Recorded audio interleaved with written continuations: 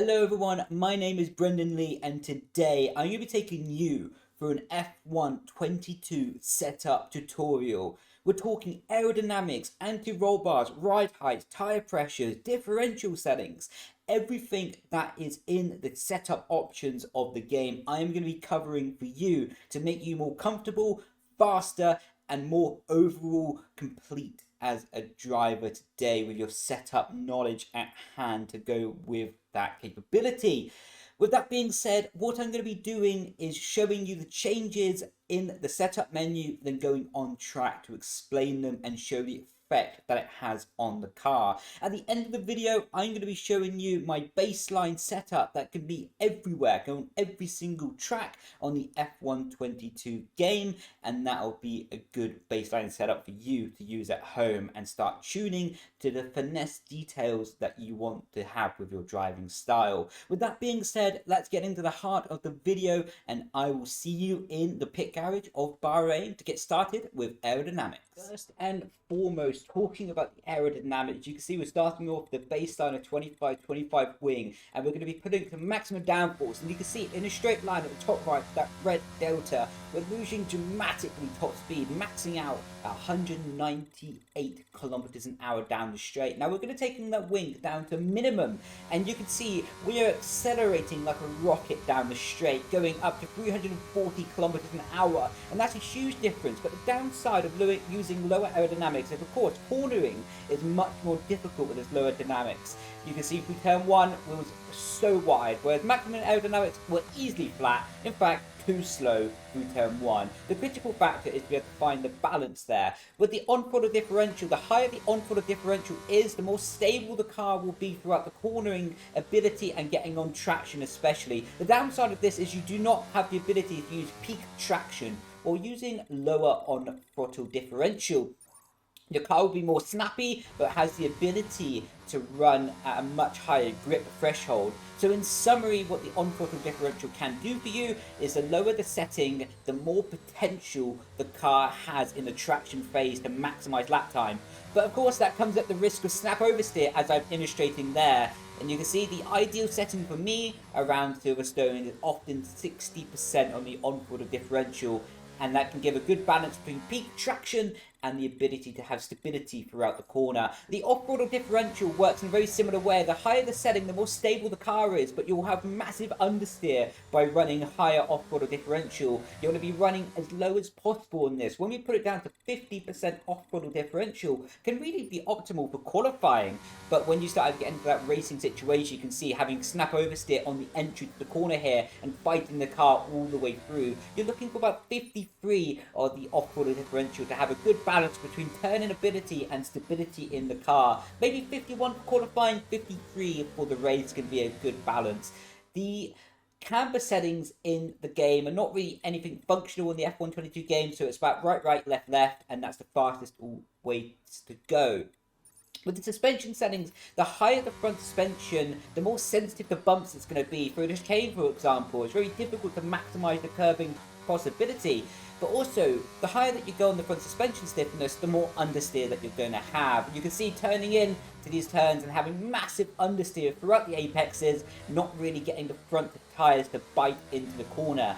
Whilst using lower front suspension, you have the ability to have better ride height control over the curbing, to have a smoother time, and it will turn in. But again, having too low suspension settings will cause understeer and will cause the front tyres to slide. Ideally, you're looking for a balance between this. So you can see going out with 6 on that front suspension, and that'll be giving us a good little balance. The front suspension needs to be used in parallel with that front anti-roll bar, because they work in conjunction to maximize the grip possibility of the car. Whilst you're using 11 front anti-roll bar, you'll have a better initial turning grip, but sacrificing grip from the middle to the exit of the corner phase. As you can see here, we're going to have fantastic turning ability of the car, but that's going to be sacrificed at the ability to have understeer in the later parts of the corner. You can see initial good turn in and understeer as the corner progresses. While using lower front anti-roll bar, it's actually the complete opposite. You'll have slower turn in, but greater grip as the corner goes on and on. And you can see there, actually having so much front grip, it was causing snap oversteer on the exit of the corner. And again, with the front suspension, these have to be used in conjunction and combined forces together. So you have to find the balance between having good front suspension stiffness to go over the bumps and give good control of the car, and good front anti-roll bar settings to be able to have the good grip of the car as well. It must also be noted that on the F1 game, it's better just to have the rear suspension and rear anti-roll bar set to 1, and now we'll be getting straight over to the ride height settings. The higher the ride height, the easier it is to go over the curves. And of course, the easier it is to go over the curves, the easier it is to be more consistent. As you can see coming through the first chicane at Imola, the car absorbed the curves beautifully and was able to maintain good grip going over them. The lower the ride height gives better grip because you're making a better force to the ground and you're giving better downforce to the car. The downside of this though is less ability to use the curve. You're using the curve in the same way as I did with 1111 and being pushed straight off the track.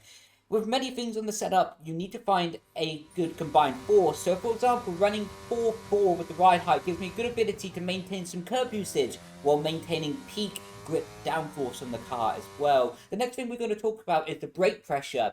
And the brake pressure is very simple. When you're running 50%, that gives less total braking ability to the car. So we're going to brake at the 100 meter board and try and just not use any downshifting, just pure braking force of the car. And you can see we end up on the grass. Now we're going to put the braking force back up to 100% and do the same test again.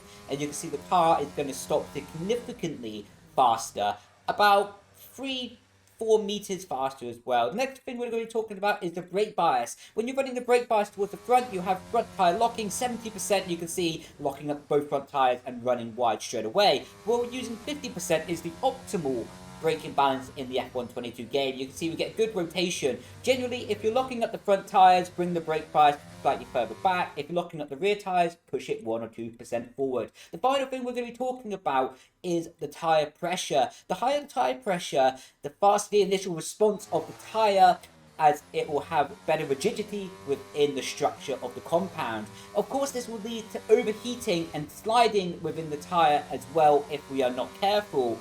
On Singapore is a good example, so the tyres are notoriously easy to overheat here. Going through the first sector, you can see having good turn-in, and then as the tyre starts to heat up, it will understeer wide and lose traction, grip, and ability to rotate and get under power, in fact. While using lower PSI of the tyres, it will have less turn-in reaction. As you can see, it's a bit more slow on the turn-in, but will maintain better temperature management, and as well, middle and exit phase of the corner will have better grip as a result of that. You can see we have less turn-in, but much better and easier, more stability within the car to be able to get on the power. As is all things, we need a balance. And you can see this is my baseline setup that I recommend you running at home. And then you can make the finite details to be able to adjust it for your own driving style.